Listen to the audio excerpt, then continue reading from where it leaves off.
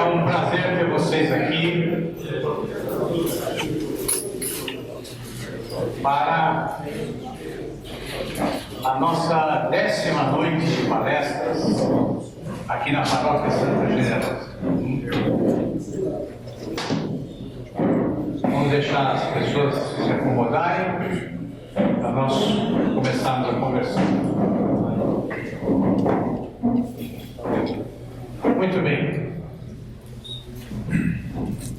Como eu sempre faço toda quinta-feira, eu vou falar um pouquinho para vocês antes da palestra de quinta-feira que vem, né? Na próxima quinta, nós vamos receber o Eupídio Fonseca. Desculpe. Isso quando a gente vai chegando perto dos 60, acontece. Isso é menos grave. Levanta um pouquinho, Eupídio, para todo mundo te conhecer. Então, quinta-feira que vem, o Eupídio é o nosso palestrante. Bom, o Eupídio é simplesmente um dos principais tradutores, né, da atualidade. Ele não só é tradutor do grande filósofo Eric Voegelin, né, que vocês certamente conhecem, como também tem introduzido aqui no Brasil vários pensadores romenos, alguns deles inclusive atualíssimos, filósofos romenos atualíssimos, e enfim, é responsável então por um trabalho cultural maravilhoso. E o título da palestra dele é muito interessante, é um título muito sugestivo, que o título é O Pontífice de Si Mesmo. Não, oculto. Oculto, desculpe, é outra página. Bom, ficou mais interessante ainda, né? O Pontífice Oculto, não é de si mesmo, é o oculto. É que hoje eu escrevi no meu site um texto sobre autoconsciência e escrita, então eu estou com essa coisa do de si mesmo na minha cachola. Então, de maneira que quinta-feira que vem, então, vai ser uma palestra muito interessante. Ele vai falar então sobre o ofício de tradutor, né, o seu percurso como tradutor, e certamente tem muitas coisas interessantes para nos contar. Então, e hoje, né, hoje nós temos aqui a grande alegria de ter conosco o professor Guilherme Freire. O Guilherme tem uma trajetória interessantíssima, porque é um jovem bem jovem, você está vendo que é uma cara de menino, né? Bem menino. E é muito interessante por quê? Porque ele começou o percurso intelectual dele na área do direito, né? E depois, é claro, de sucessivos embates, né, da PUC de São Paulo contra os professores, contra toda a temática aí esquerdista que vigora no meio universitário, ele acabou descobrindo que o problema, além da PUC, tinha um outro problema, que a questão do interesse dele era, na verdade, filosofia e não direito. Então ele foi para a Faculdade de São Bento, onde está cursando direito, né? E filosofia. Vocês estão vendo que a coisa é grave, né? O problema estafa. Está cursando filosofia, e onde, aliás, tem um professor a quem eu prezo muito, que é o professor de Agostinho, que é o professor Joel Gracioso. Não sei se vocês conhecem, mas o Joel é um agostiniano aqui fantástico, que merece ser visto, merece ser conhecido. Faz inclusive uns cursos livres na Faculdade de São Bento, alguns deles eu fiz. Joel é fantástico. E eu convidei o Guilherme, que eu sei que ele também é um agostiniano de mão cheia, um admirador do Agostinho de Hipona. Convidei o Guilherme exatamente para nos falar hoje sobre isso, né? Quer dizer, qual a importância de Santo Agostinho para os dias de hoje? Por que ler? Por que ler Agostinho hoje, né, em pleno século XXI? Então, deixo vocês com o Guilherme e tenho certeza vai ser uma ótima palestra. Muito obrigado.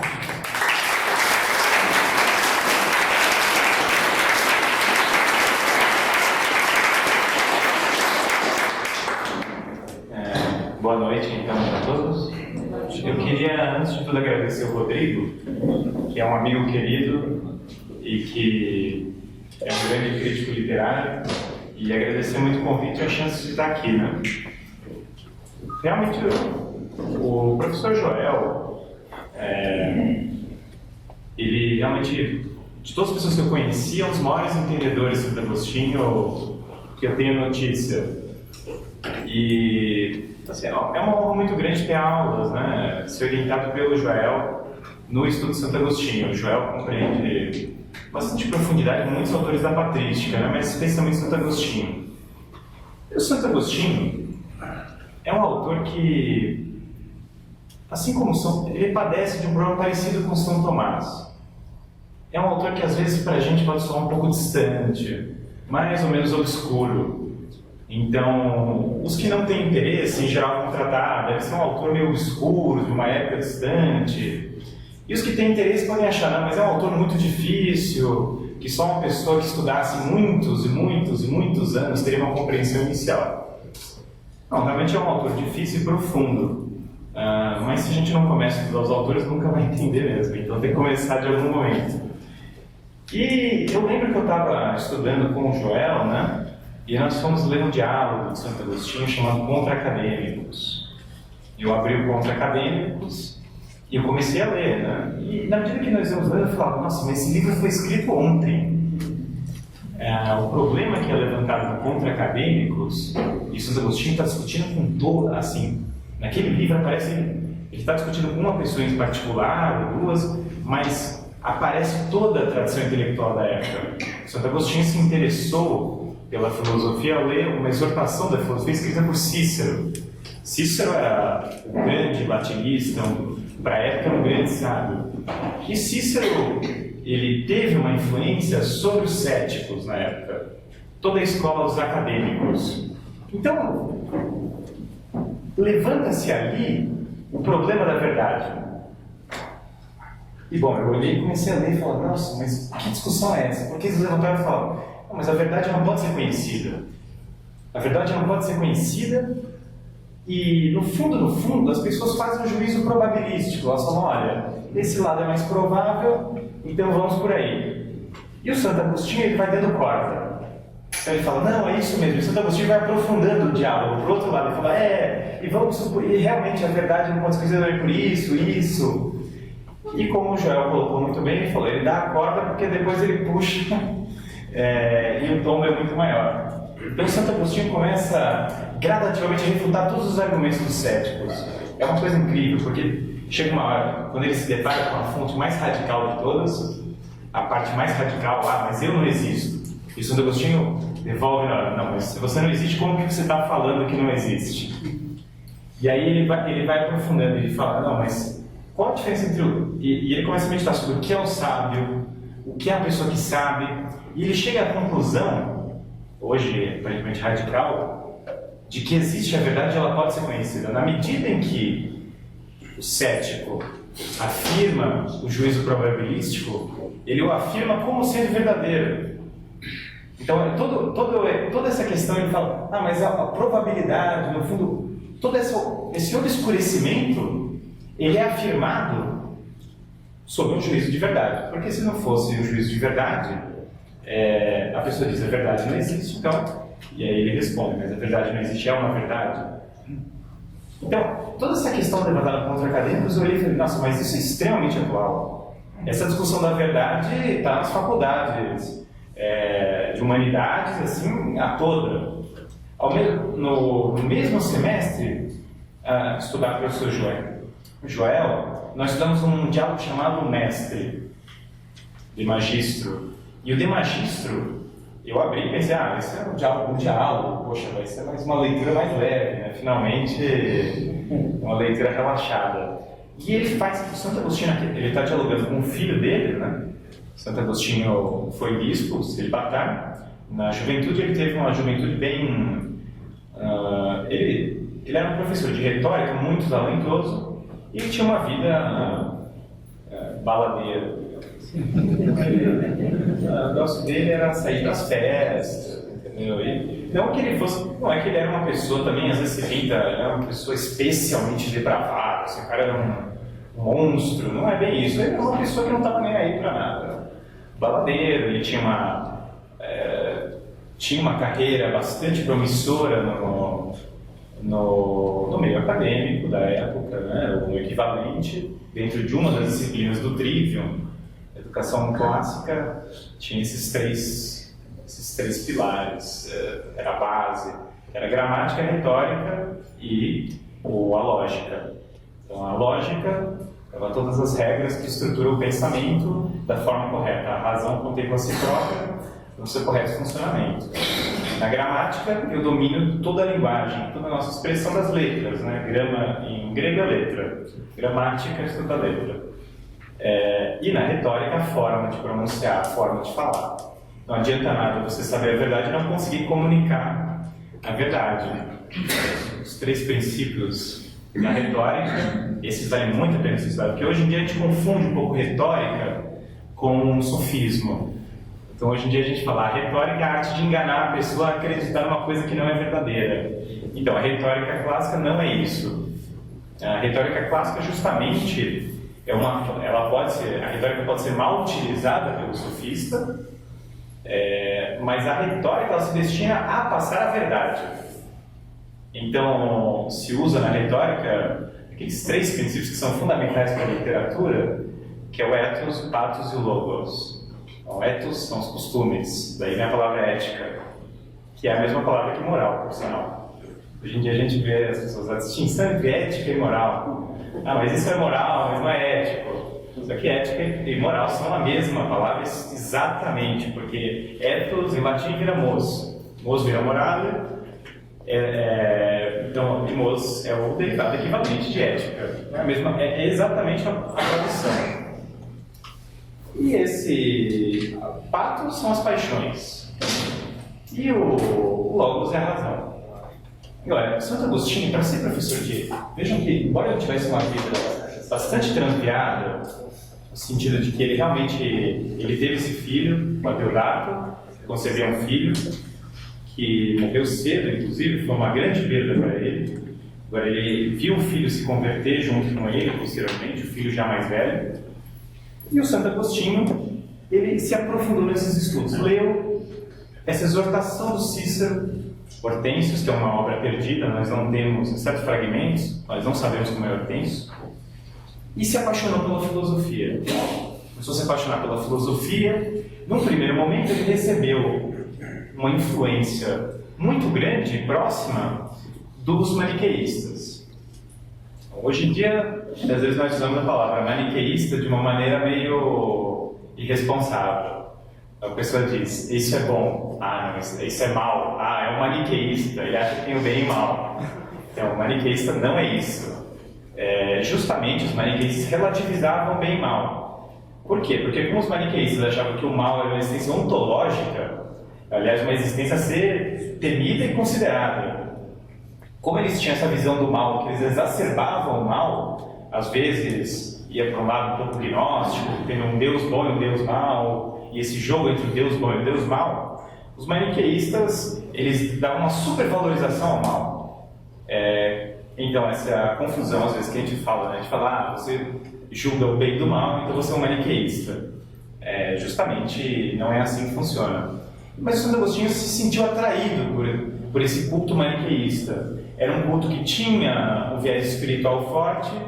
Ele olhou e falou, nossa, esse é um caminho interessante. Ele flertou com os maniqueístas um bom tempo. Ele era uma pessoa muito persuasiva, né? Então, quando ele era da farra, ele arrastava todo mundo para a farra. Quando ele virou maniqueísta, ele começou a arrastar todo mundo para os maniqueístas. Então, ele falou, vamos agora para o lado maniqueísta. E, posteriormente, quando ele se converteu ao cristianismo, ele começou a arrastar, e os diálogos são justamente ele tentando arrastar as pessoas das outras fases da vida dele para o cristianismo.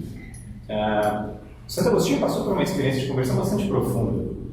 E nós temos um trecho que ilustra assim, bastante a conversão dele, que é aquele trecho que ele fala, né?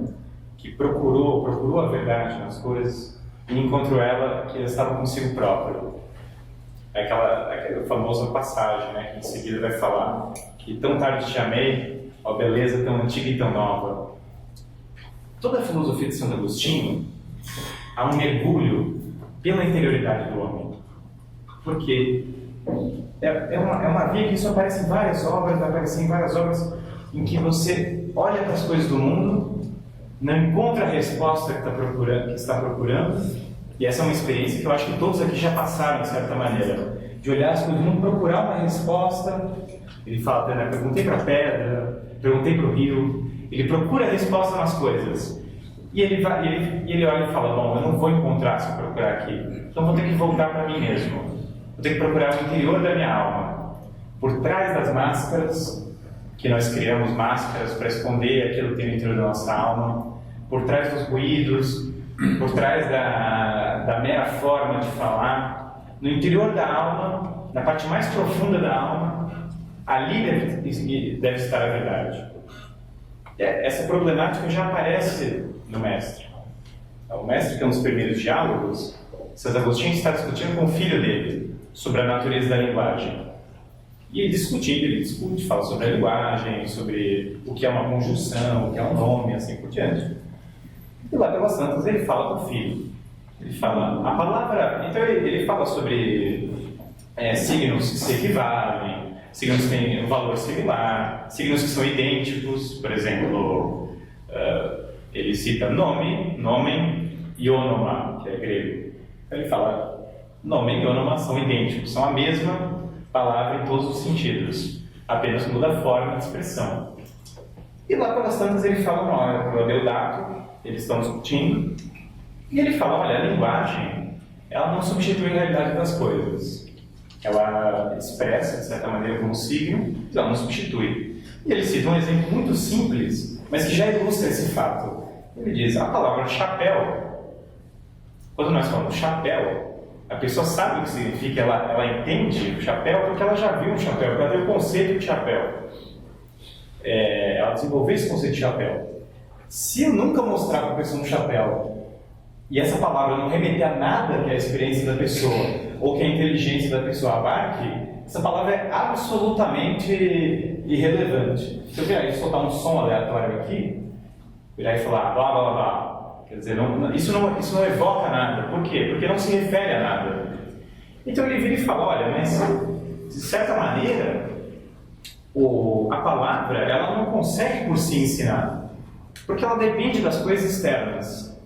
E ele fala, pior ainda, as coisas externas dependem da própria, ele fala, né, da inteligência, memória. No final das contas, as coisas externas dependem da inteligência e da memória para aprender.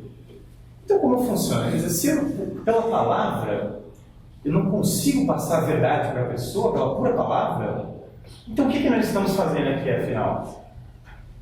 Porque, como pode, né? A palavra por si, ela não guarda a verdade ou numa caixinha, leva a verdade e coloca na cabeça da pessoa. Não existe isso. Por exemplo, se vocês não tivessem referência alguma do que eu estou falando, eu não estaria entendendo nada. Então, seria absurdo. O professor não faz um milagre, não transporta a verdade. Então, como funciona? Isso Santo Agostinho fala. A nossa inteligência, nós remontamos a memória. Alguns leitores da filosofia podem pular e falar, essa é a memória platônica, são as ideias antigas, e não é isso. Essa memória de Santo Agostinho não é a memória platônica. É uma memória que o homem se volta para o interior da sua alma e busca a verdade na parte mais profunda da sua alma, do homem interior, como ele chama. E ali no homem interior está a iluminação. O que é essa iluminação? O que seria isso? A iluminação não é que Deus colocou uma ideia na cabeça da pessoa. A iluminação é uma memória, mas é uma memória presente. É uma memória presente por quê? A luz eterna da verdade, que está presente no ato da criação, ela é a mesma luz eterna da verdade que está presente hoje. E quando nós tiramos as máscaras e nos voltamos para o interior do homem, nós afastamos a confusão e começamos a nos aproximar da luz da verdade que está no nosso interior. Essa luz da verdade, Santo Agostinho diz que está em todos os homens. Todos os homens criados, eles têm essa luz da verdade. Eles podem não ter a graça santificante. Essa, por sua vez, vem com o batismo. Mas eles têm essa luz da verdade, que é a luz da presença ontológica, ou seja, a presença do ser, que é o ser eterno, que sustenta a criação, que sustenta as coisas. Então, há no interior do homem um contato, o homem no seu interior, ele descobre a iluminação que vem da própria eternidade. Então, quando ele faz esse movimento interno, o que acontece? O homem volta de novo a olhar para as coisas. Só que agora que ele volta a olhar as coisas, ele olha as coisas de acordo com a luz da verdade. Essa verdade que ele afastou a confusão, encontrou em si a verdade e olha de novo as coisas. Agora o olhar que o homem tem sobre as coisas é outro. E ele enxerga as coisas como realmente são. E o homem que contempla as coisas de maneira profunda e as entende, ele vai acabar se voltando para si próprio. E na medida que ele se volta a si próprio, ele volta para as coisas. Então, em Santo Agostinho, há esse movimento de interiorização e de exteriorização. Aliás, eu lembro a prova do professor João Souza, essa. Ele falou, tira 10, quem mostrar a relação entre iluminação, anterioridade e interioridade. Então, o que era isso? Iluminação é mais ou menos o que a gente está falando agora. Que a iluminação, ela tem uma anterioridade na medida que ela está presente desde o alto da criação. Mas é uma presença constante até hoje. Vejam que pensamento profundo. Porque nós estamos no século XX, século XXI, que passou pelo século XX, que é o século da introspecção. Mas assim, as pessoas vão em hordas buscando psicólogos, buscando livros de autoajuda, buscando qualquer forma de compreender a si próprias. E, no entanto, embora nós tenhamos passado por uma época que valoriza tanto a introspecção, é curioso que ao andar pelas ruas nós vemos pouca introspecção nas pessoas. Nós olhamos e o pessoal tem um iPod, é um barulho constante. Então nunca há silêncio, nunca há uma meditação de quem é a pessoa. Raramente as pessoas param e meditam, nossa, o que eu estou fazendo com a minha vida e para onde eu vou? Qual sentido tem a minha vida? Quer dizer, qual a origem das ideias que eu tenho? Qual a origem da verdade? Então, essa busca pelo homem interior, ela é um anseio, mas um anseio geral hoje. As pessoas estão buscando o homem interior. Quando elas vão para um psicanalista, elas buscam o homem interior. Por que elas contam a vida inteira para o psicanalista? Porque no fundo elas buscam o homem interior. Não estão encontrando, às vezes. Essa é outra questão. Quando a pessoa... Todos esses livros, né, que a pessoa pensa, não, mas eu tenho que voltar para si. Há uma busca, só que essa busca não está sendo encontrada. As pessoas procuram e não encontram. Por quê? Às vezes a busca... Tem até um livro interessantíssimo do Walker Percy, chama Perdido no Cosmos, o último livro de autoajuda. É um livro bem engraçado, é uma sátira dos livros de autoajuda. E é engraçadíssimo, assim, ele pega várias situações assim, e ele fala assim, ele pega, por exemplo, o exemplo de uma revista que a pessoa ensina 100 maneiras de construir uma mesa. Então, nenhuma delas envolve 4 pernas e uma tábua, né? Então ele fala uma caixa de peixe, uma caixa de frutas, roda com mesa, latinhas de Coca-Cola. E aí ele fala, por que o homem moderno precisa criar 100 formas de criar uma mesa? Porque isso vai realizar a sua vida, torná-la muito mais interessante e melhorar a vida humana. Aí, resposta, alternativa A. Alternativa B. Porque é uma forma muito criativa de passar o tempo e as pessoas podem aproveitar e economizar um dinheiro imenso, quer dizer, afinal, o que são 40 reais para comprar uma mesa, né? É um dinheiro gigantesco, a gente vai salvar as pessoas com esse dinheiro. Alternativa B. Alternativa C. Porque o homem moderno não tem sentido para a vida e preenche com coisas inúteis. E essas coisas inúteis são como o vacúolo de uma célula, que na medida que vai absorvendo as coisas, continua sendo vazio e vai transformando em vazio as outras coisas. E vai criar outras tralhas que têm que ser jogadas fora. Aí ele bota, escolha a alternativa que você acha verdadeira. É uma ironia muito engraçada no final, porque realmente nós temos uma sociedade muito próspera materialmente, mas nós poucas vezes damos valor às coisas. Mas por que isso? Porque à medida que nós não estamos voltando para o homem interior, nós não estamos afastando a mentira. Quer dizer, basta meditar. Santo Agostinho, nessa experiência de conversão, ele passou por isso. Quantas mentiras nós contamos para nós mesmos? Quantas falsidades a nossa vida vai... Quantas coisas nós fazemos por puro interesse financeiro, por puro interesse de agradar os outros, por pura vontade egoísta, por puro vazio, por falta do que fazer mesmo, ou coisas do tipo. Então, essa falta de introspecção, ela vai criando esse vazio. E Santo Agostinho é o mestre da introspecção. Outro problema, então, voltando ao problema dos céticos. Ao ler Então, esse problema da introspecção gera. Por que ler Santo Agostinho hoje? Esse já é uma razão. Porque mais do que nunca nós precisamos voltar a ter uma introspecção verdadeira do homem. E o Santo Agostinho é um mestre nisso. Confissões é a obra magnífica e majestosa e o exemplo primordial disso. Não é um livro fácil de ler. Às vezes o pessoal compra como uma biografia de santo apenas, mas ele tem meditações filosóficas, teológicas profundas. Então é um livro que demanda esforço e trabalho. Voltando para os acadêmicos e os céticos. Por que Santo Agostinho? Outro lado da moeda. Santo Agostinho viveu o período da queda do Império Romano. Então Santo Agostinho, a Cidade de Deus foi escrita após a invasão de Roma por um grupo bárbaro, o saque de Roma e tal. Santo Agostinho viu uma época de crise. Uma época de crise civilizacional imensa. E grande parte da crise, para ele, vinha dos acadêmicos. Vinha dessas escolas, acadêmicos são um exemplo, mas vinha das escolas filosóficas que afastaram a verdade da busca do homem. E que caíam nessa coisa do provável, né? No fundo, é o juízo do provável. O Santo Agostinho, ele dedicou uma grande parte da obra dele, isso seja nas cartas que ele trocou no Consêncio. O Consêncio diz para ele uma hora, né? Mas essa história de razão no cristianismo, quer dizer, não seria melhor um cristianismo mais puro, um pouco mais sem essa lenga-lenga toda?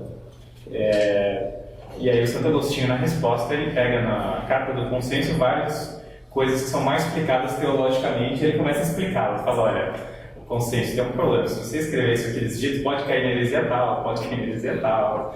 E o Consêncio vira e fala, esse negócio da razão é importante mesmo. Mas nós vivemos num mundo em que a verdade foi colocada de lado. As pessoas muitas vezes...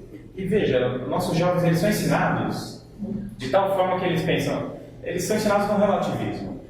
Como eles são ensinados no relativismo, eles olham e falam, existe a religião budista, a hindu, a muçulmana, a cristã, e nenhuma delas é melhor que a outra, todas são iguais. E aí o jovem, dentro dessa visão, ele acertadamente olha e fala, isso é tudo besteira, eu vou para casa, não vou perder meu tempo com isso. Ao que eu disse para um aluno meu de religião uma vez, ele falou, mas professor, e o Islã, ele não é igual ao cristianismo? Eu falei, só tem um detalhe. O Islã diz que o Cristo vai quebrar todas as cruzes no Apocalipse e mostrar para os infiéis que eles estiveram errados, e que ele nunca foi crucificado, ele enganou todos, subiu aos céus escondido, depois vai quebrar todas as cruzes e mostrar para os infiéis que eles foram trouxas. Eu falei, se você acha isso compatível com o cristianismo, então tudo bem, mas digamos que é um pouquinho diferente uma coisa da outra. Mas o judaísmo, então, mas o Cristo, ele é Deus ou não é? São questões que, num primeiro momento, pode parecer sedutor, mas são as religiões abraâmicas, uma não é melhor nem pior que a outra, mas elas afirmam coisas absolutamente contraditórias. Se você começa a ensinar para eles que todas são iguais, o jovem vai olhar e falar, olha, isso aí é tudo absurdo, porque ninguém acredita em nada no final das contas. Como ninguém está convicto de nada, então essa coisa toda deve ser balela. E a mesma coisa acontece com relação à moral. A moral é relativa. Não, realmente, eu já respondi isso realmente. Falei, então, adotar uma criança e matar outra, uma pessoa inocente é equivalente, é uma coisa assim. Quer dizer, óbvio que não. A pessoa fala que a moral é relativa para tentar fugir de alguns juízos morais. Não para fugir da moral como todo, porque isso é impossível. E no fundo, esse juízo de Moraes é mau argumento. Então, nós fazemos, talvez por falta de introspecção, nós fugimos do problema da verdade. Nós fugimos do problema da linguagem. Quer dizer, a nossa língua, ela já é tratada como algo mutável. A nossa língua vira qualquer coisa a qualquer momento. As estruturas foram perdidas.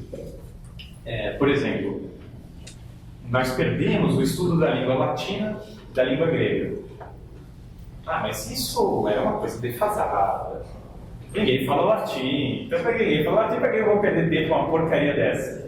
Aí eu lembro um aluno meu de 12 anos, ele pergunta isso, para que isso é latim? Isso serve para rezar, tá? Mas por outras coisas não serve. E aí eu falei para ele, o que é um objeto? Aí ele falou, um objeto é uma coisa. Eu falei, não, o que é um objeto? Eu falei para ele, um objeto é uma palavra latina, objectum, que está lançado à sua frente. Por isso que tem o objeto da frase, porque está lançado à frente da frase. E o sujeito, subjectum, está lançado abaixo. E uma injeção aí, injectum, lançado em cima. Então, eu comecei a falar para ele, bom, essas palavras todas que você está falando para mim, elas são palavras que na língua latina, o significado delas se torna óbvio. Imediatamente. Palavras como do grego amphi, que é para um lado e para o outro, aí vem anfiteatro, anfíbio, e aí ele pula. Mas o que acontece? Como nós não conhecemos essa origem, nós começamos a falar essas palavras de maneira... E as conexões são todas perdidas. Nós falamos e nós não entendemos mais o que estamos falando. E aí você chega para a criança, pior ainda, e chega para ela e fala, o verbo transitivo direto. Aí pronto, acabou. Ela já não sabe o que é verbo, o que é transitivo e o que é direto. Quanto mais, qualquer coisa. E aí você fala para ela, não, agora aprenda esse tal do verbo transitivo direto. E na mesma aula, a professora ainda vira e fala, não, mas a gramática é relativa. Bom, aí a criança desiste. Porque ela fala, bom, se eu não escrever o verbo transitivo, eu sou reprovada. Vou ser reprovado nessa prova e tal, e ainda por cima é relativo. Então eu tenho que escrever o verbo certo e depois falar que é relativo. Então, Santo Agostinho, ao lançar as bases dessa filosofia da linguagem, se valendo, veja, Santo Agostinho faz a ponte, veja que coisa incrível, faz a ponte do mundo antigo, porque ele dominava a cultura antiga, ele tinha um conhecimento profundo da filosofia antiga, Cícero, de vários outros, era um cidadão romano, ele dominava e ele fez a ponte, ele é o pai da Idade Média. Então, todos os estudos que foram feitos na Idade Média, ele é a porta para eles. A vida monástica, ele é a porta para eles. Então, nós temos aí, a Idade Média foi um período de 1000 anos na história.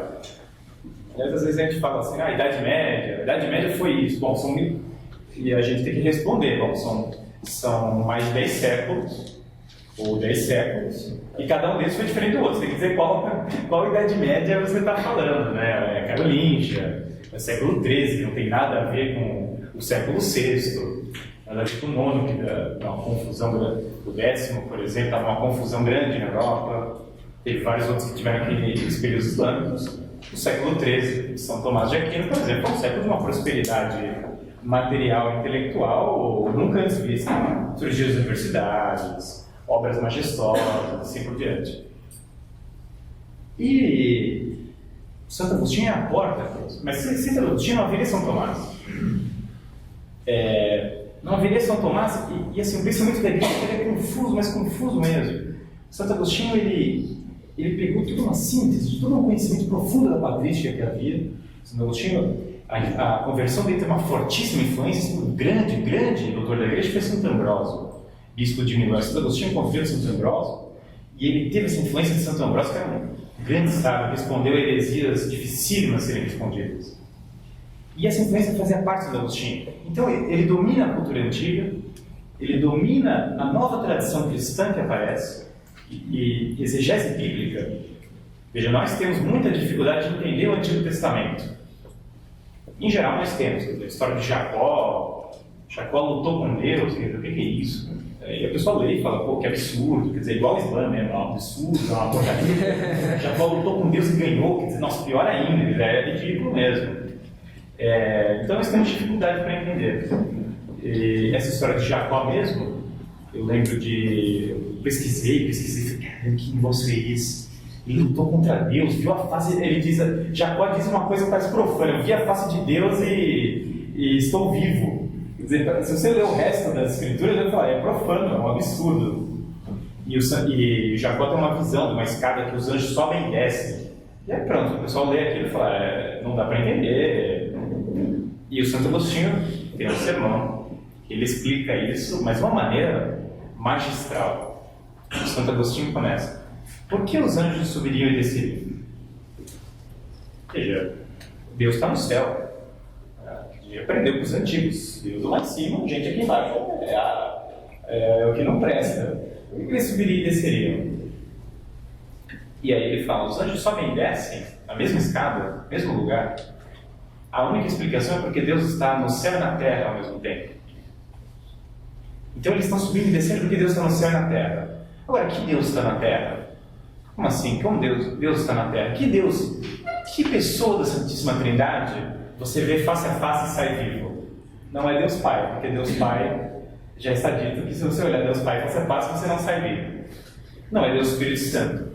Que Deus é esse? E aí Santo Agostinho comenta. A pessoa da Santíssima Trindade que você vê face a face e sai vivo é o Cristo. Que pessoa da Santíssima Trindade se deixa ser derrotada? Se deixa ser derrotada por Israel? Que Jacó tem essa dualidade. Uma hora é Jacó, que é o que puxa calcanhares, é o enganador, e outra hora é Israel. E isso o Agostinho explica isso, ele fala que essa dualidade é proposital. Porque Jacó vai representar Israel em outros momentos e Jacó mesmo em outros. Deus o Pai, ele fala, Deus Filho, que se deixa ser derrotado e abençoa aquele que o derrota. Porque Jacó derrota Deus e Deus o abençoa. Agora, Deus é tão poderoso que ele toca em Jacó e ele sai banco para o resto da vida. Então, o que Santo Agostinho comenta? Fala, o Deus que se deixa ser derrotado é Deus Filho. E ali na história de Jacó, você tem a prefiguração das mais lindas da encarnação do Verbo que virá a acontecer. Essa explicação teológica, assim, não é que Santo Agostinho fez uma dessas. Ele tem centenas dessas explicações. Centenas, mas são assim, o Antigo Testamento, os Salmos, quando você lê as explicações de Agostinho, é outra obra. É outra obra. Você começa a ler e fala, mas caramba, isso aqui estava aqui o tempo todo e eu não conseguia enxergar. Mas assim, as prefigurações do Cristo, a história da salvação, ela aparece de tal maneira que vai ficando transparente. Porque nós vivemos num mundo que os gregos tinham uma palavra que nós perdemos. Essa palavra é a peirocalia. Pessoas desacostumadas com as coisas belas. Então, nós não somos acostumados com as coisas belas. Alguns são, na maior medida, outros menos. Mas muitas vezes nós temos dificuldade com as coisas belas. E os símbolos, para nós, às vezes são vazios, não pela falta de inspiração, pela falta de conhecimento. Uma pessoa que já é mais versada, mais acostumada com símbolos, ela entra num lugar que uma igreja com símbolos belíssimos e ela pode ficar horas comentando. Agora, uma pessoa que é desacostumada, ela entra na igreja e olha e fala, bom, isso aqui é um tipo de arte, igual o favismo, igual a Frida Kahlo, no mesmo nível. Gente, só um comentário, só uma nota de rodapé. Não, mas Frida Kahlo não dá. É uma coisa kit, entendeu? Brega pra caramba. Eu e Stalin, eu e Karl Marx. Uma pessoa que se pinta assim, eu e Karl Marx, é fotinha assim, pelo amor. É o selfie da época. Assim, o pessoal, os únicos argumentos em defesa da Frida Kahlo que eu já vi decentes é que ela era filiada ao Partido Comunista e convence no argumento em defesa. Ela não fazia sobrancelha, que é pior ainda. Agora a Frida Kahlo, agora devem acreditar que a Notre Dame é do mesmo nível da Frida Kahlo, da arte da Frida Kahlo, pelo amor. Isso já não é relativismo, isso daí já é outra coisa. Mas nós somos acostumados. A pessoa, quando ela olha para a Frida Kahlo, eu e Stalin, e ó, que bonito, inacabado, o Partido Comunista da época, e a pessoa fica achando aquilo bonito, realmente ela fica desacostumada com o coisa dela. Ou então tem coisas piores, assim, a luz que acende e apaga, autorretrato, você vai lá, uma árvore, tem um copo d'água. Né? Quando chega nesse nível, realmente fica difícil entender. Mas, se vocês forem um dia à igreja de São Bento, podem entrar na igreja É só pegar um altarzinho do lado, qualquer um. Ali naquele altar, vocês podem reparar que a cruz embaixo, ela tem arte celta, que vem lá da Irlanda. Então ela tem aqueles detalhes, como se fazia no norte da Europa. Se fazia para adornar pulseiras, para adornar coisas. E que na Irlanda foi cristianizada a arte de tal maneira. Ela tem colunas gregas, aliás, colunas do tipo de Corinto, que são bastante detalhadas. Ela tem ali uma escrita romana, que é própria da arte românica. A igreja do mosteiro é cheia de arte germânica, mas o mosteiro atual é estilo germânico. Então, quando você entra ali, pega um altar daqueles, e ali você tem santos gravados que forjaram a cultura ocidental. A pessoa não precisa nem ser cristã para reconhecer isso. Não é necessário ser cristã para reconhecer que aqueles santos forjaram a cultura ocidental. E de maneira muito positiva, quer dizer, quem foi, só um exemplo, mas não, São Bernardo não está gravado lá, mas o santo que, quando os cruzados, o grupo de cruzados começou a perder a cabeça, começaram a matar os judeus, quem marchou contra o exército inteiro, o próprio exército, foi São Bernardo, claro, ele falou, chega disso, a guerra não é contra os judeus, a guerra é outra, e recolocou eles no caminho. Olha, se nós excluímos a história dos santos, nós excluímos esse legado todo. São Bernardo, aliás, alterou toda a história da Europa. O Papa se confessava com São Bernardo, ele converteu não sei quantos reis, então assim, é outra história da Europa com São Bernardo. Então essas figuras, ele tem São Bento, santos que forjaram, realmente mudaram toda a nossa história. Então, um altar daqueles, ele tem 2000 anos de civilização e 2000 anos de arte. E uma profundidade simbólica incrível. Quer dizer, toda a disposição é pensada. A entrada no mundo natural, a entrada no mundo sobrenatural, a Santíssima Trindade, Adão e Eva no topo da igreja, convertidos perante o novo Adão e a nova Eva. No fundo, o mural com Nossa Senhora. E de lado, as mulheres do Antigo Testamento que prefiguraram Nossa Senhora. Então, você tem ali uma tradição cultural imensa. E quando nós nos acostumamos com isso, perdemos o valor do sagrado, o valor das coisas belas, nós nos deparamos com aquilo e aquilo não nos diz nada. Por quê? Muitas vezes por falta de conhecimento, é uma falta de costume de conhecimento. A gente para naquela imagem e fala, mas isso aqui não quer dizer nada. Então, todo aquele... Assim, na verdade tem um iceberg atrás do... É mais ou menos como você fala, na frente do iceberg, fala, isso aqui é uma pedrinha de gelo, idiota, e não deve ter nada embaixo. Então é a mesma coisa que acontece. E o Santo Agostinho, ele tem uma filosofia da beleza profundíssima. Aliás, nós estamos numa época que nós precisamos da beleza. A beleza, ela faz com que nós saiamos dessa realidade mais superficial e comecemos a meditar sobre as coisas mais profundas. Qualquer obra dessas, ela já nos tira um pouco da rotina pura e simples e nós começamos a ver o que tem de extraordinário na nossa rotina. Quando nós vemos que muitos santos eram pessoas como nós, Santo Agostinho foi uma pessoa babadeira, que vai ter um monte de gente que vai se identificar com Santo Agostinho. E vai olhar e falar, mas ele teve essa vida que é parecida com a minha, ele teve mas essa vida que é parecida com a minha, ela pode ter um sentido muito para muito além do que parece. Então, quando você para ali, eu lembro quando eu entrei na igreja de Santo Agostinho, em Roma, tem o túmulo de Santa Mônica, e quadros do Caravaggio, em volta, e eu me deparei com aquele túmulo e falei, eu olhei para aquilo, foi uma realização grande, eu falei, caramba, quer dizer, essas aqui são pessoas de carne e osso como eu, pessoas que nasceram, que não tinham uma diferença substancial para qualquer um de nós, mas a quantidade de coisas assim, a bondade que eles trouxeram para o mundo é quase inimaginável. Mas assim, é praticamente inimaginável. Santo Agostinho, isso, assim, no final do Império Romano, ele denunciava de maneira diretamente a escravidão, por exemplo. Isso é uma coisa assim que é incrível. A gente tem que lembrar que o Brasil tinha escravidão até pouco tempo atrás, mas já estava lá denunciado, como sendo um fruto do pecado, o termo exato que ele usa. Santo Agostinho explicava, quer dizer, ele olhava para esses símbolos do Evangelho E essas realidades do Evangelho, porque essas histórias do Evangelho são reais, mas são realidades que, para além da realidade imediata, elas têm todo um sentido para a salvação do homem, toda uma prefiguração do Cristo. E ele olhava para essas histórias e ele identificava os símbolos. Por quê? Porque ele já estava acostumado com uma tradição, uma tradição muito rica. Então, nós muitas vezes perdemos a beleza do nosso mundo. Nós andamos na rua e nós escondemos a beleza em museus, não em todos os museus. Em alguns a gente esconde a figura também, mas alguns eu sou a favor dos museus. Os museus da não sei o que, de arte moderna, esses aí tem que ter, isso aqui tem que fechar a porta, tem que lacrar.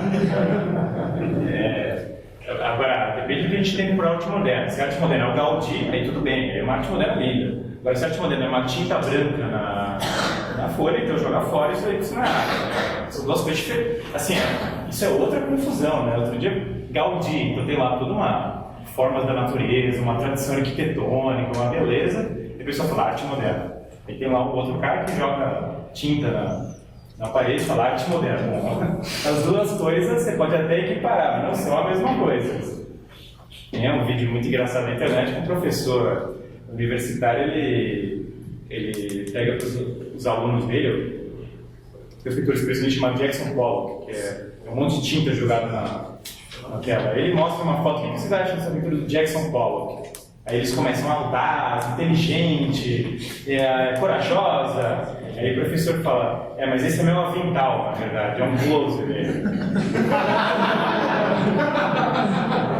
Aí ele fala, não posso culpar eles, porque eu não vejo diferença entre a pintura e o avental. Então, mas o Santo Agostinho, essa filosofia da beleza dele, ela é de uma profundidade que ainda, veja, se não fosse toda essa beleza que nós falamos das catedrais medievais e a catedral gótica, ela é uma inovação imensa, porque é uma beleza que não é fundada no luxo. Se vocês olharem as culturas orientais, antigas, o que era o belo? Luxuoso. É o Taj Mahal, é o quê? Pedras imensas de marfim, cadeiras de ouro, é uma coisa brega, entendeu? Mas era isso que era visto como belo. Belo era uma pilha de diamantes. Esse é um conceito antigo de beleza, estátuas de ouro do líder romano.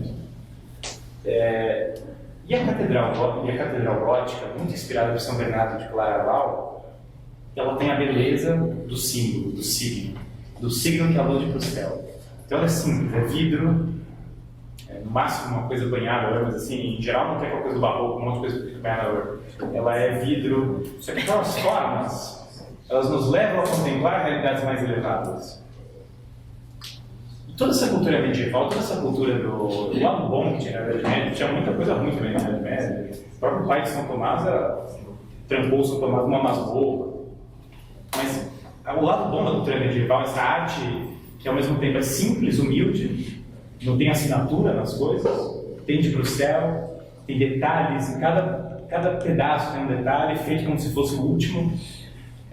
Toda essa ideia de que é necessário contemplar a beleza, porque a contemplação da beleza, ela faz com que nós nos voltemos para nós mesmos. E ao nos voltarmos para nós mesmos, nós enxerguemos melhor a verdade das coisas, há uma influência do Santo Agostinho nessa mentalidade. Aliás, não poderia ser de outra forma. Onde o Santo Agostinho é influente, nós vemos a beleza começa a brotar. Onde as pessoas seguem, e não uma beleza fundada no luxo, mas uma beleza voltada na contemplação.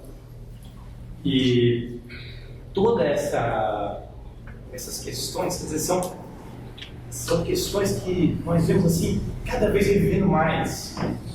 Com o tempo deveria ficar mais defasado, né? As pessoas deveriam largar, talvez, não, vamos agora, chega dessa história de verdade relativa, isso já foi refutado 10 mil vezes na história, cada 10 anos alguém refuta isso, mas, quer dizer, não, o Papa Bento XVI, talvez tenha sido um dos maiores intelectuais do século XX, não, talvez não, foi um dos maiores intelectuais do século XX, ele mesmo disse, poucas pessoas me influenciaram tanto quanto Santo Agostinho.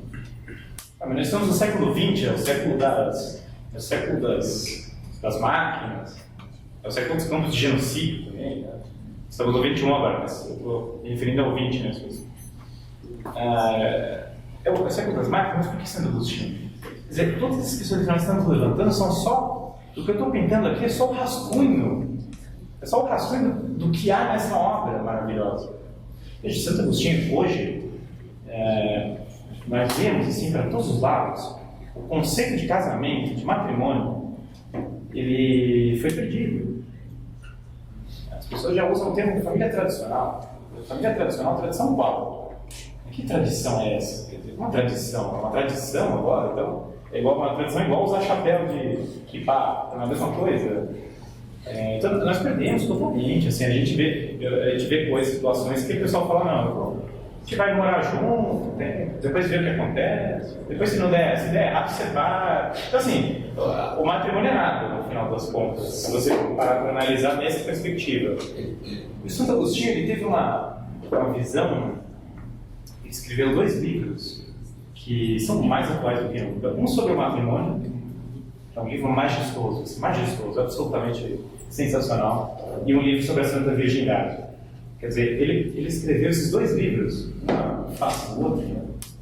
Um elogiando o celibato e outro elogiando o matrimônio, porque ele já via claramente, ele tinha a visão, e a visão própria do Cristo, de que o matrimônio é uma realidade de santidade, de busca da santidade, é um sacramento. Quer dizer, uma visão absolutamente nova, uma visão que foge da visão maniqueísta. A visão maniqueísta falava o seguinte, que o mal é uma existência ontológica, uma existência que impregna nas coisas. É o que o Santo Agostinho responde, o mal é a ausência do bem.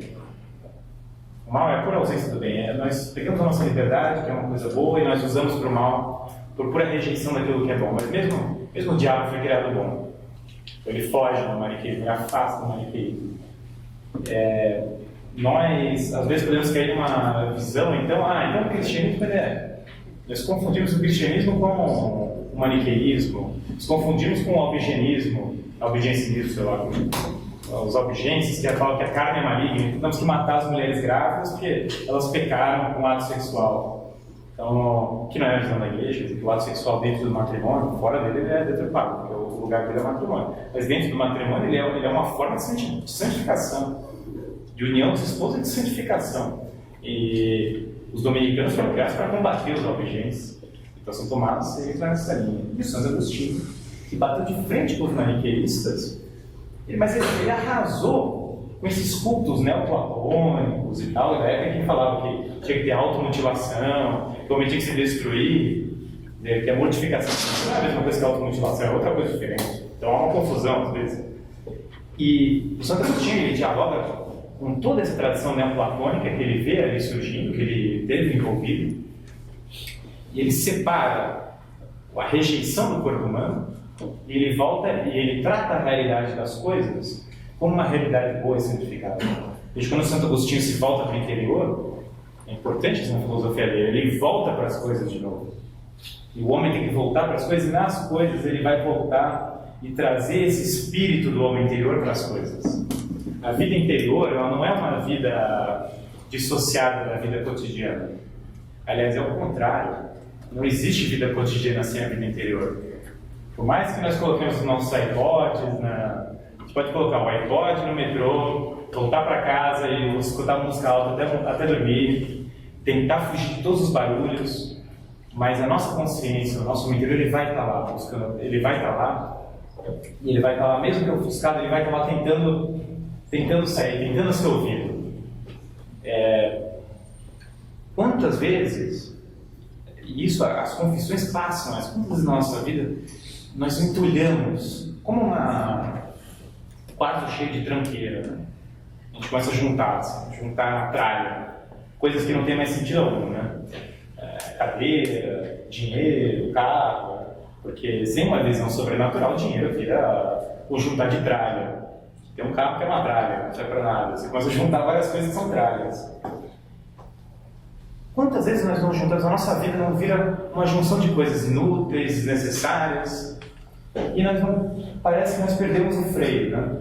Parece que os dias eles se emendam como se eles fossem todos seguidos, a nossa vida nunca parasse, e nós estivéssemos numa montanha-russa que não para e parece um desespero. Quantas vezes não aconteceu isso conosco? Quantas vezes nós não olhamos e falamos, caramba, minha vida parece totalmente vazia, eu não sei para que eu estou fazendo tudo isso. E na nossa consciência, nós sabemos, quando nós começamos a nos avaliar, o que nós fizemos de errado e o que nós fizemos de certo. Quando nós começamos a treinar nossa consciência, no primeiro é muito difícil, mas quando nós começamos a treinar, nós começamos a saber com mais clareza. Não é uma coisa, não é necessário um grande manual de moral para saber se autoavaliar. Um exame de consciência simples, uma pessoa com uma mínima disposição, ela começa a se entender. Ela pega lá e pega. Quantas vezes eu menti? Aí eles aparecem. Quantas vezes eu enganei as pessoas para ganhar uma vantagem financeira?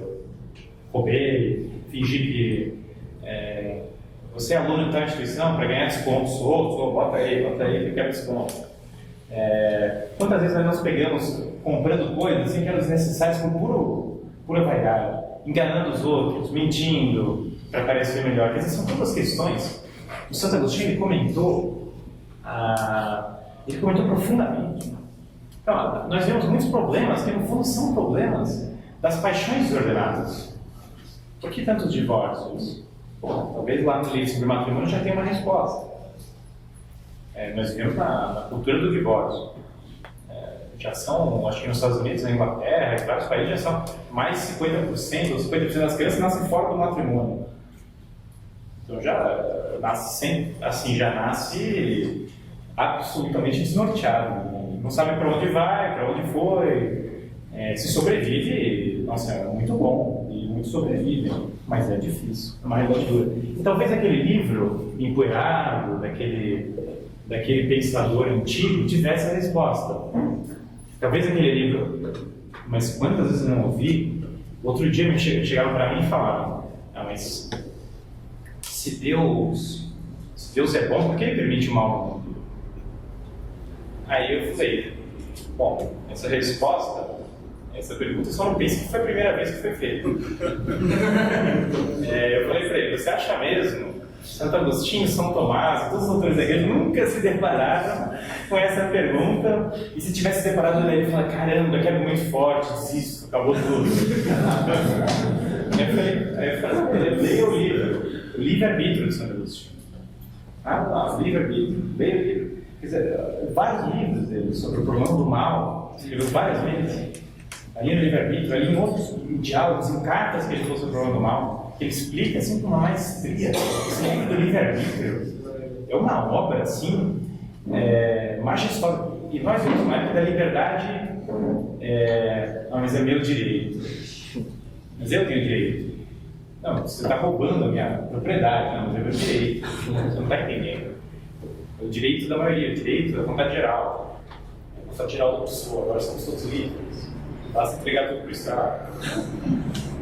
Mas é um problema de liberdade, quer dizer, a minha liberdade. Só que é uma liberdade que a pessoa vai se escravizando. O livre-arbítrio, esse livro do livre-arbítrio, vai explicar isso. Que liberdade é essa que o homem tem? Se for uma liberdade para fazer qualquer coisa, então é uma liberdade que o homem pode usar simplesmente para se escravizar. Ele pode pegar e começar a beber igual um desenfreado e se escravizar aquela paixão. Ele pode pegar e se escravizar de mil maneiras. O homem inventa todas as formas de se destruir e se escravizar. Quer dizer, que liberdade é essa? Que liberdade é essa que o homem se... Não é liberdade verdadeira, uma liberdade que o homem usa para se escravizar. Então, esse livro do livre-arbítrio do Santo Agostinho vai tratar sobre esse tema.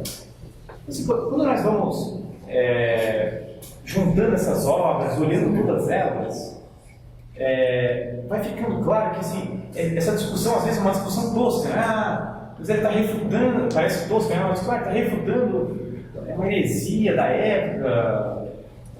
Na história da igreja nós temos vários, Calcedônia, Budaísmo. Calcedônia não é do Santo Agostinho, assim, um exemplo, né?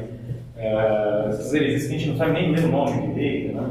Nestorianismo, o que isso tem a ver comigo? E aqui nós temos um tradutor do Eric Furby, que pega na sua obra, pega uma heresia dessa e começa a mostrar as implicações que ela tem nos dias de hoje.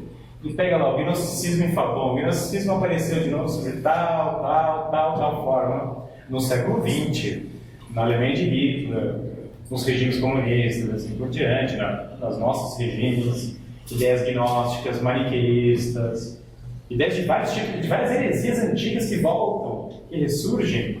Quer dizer, o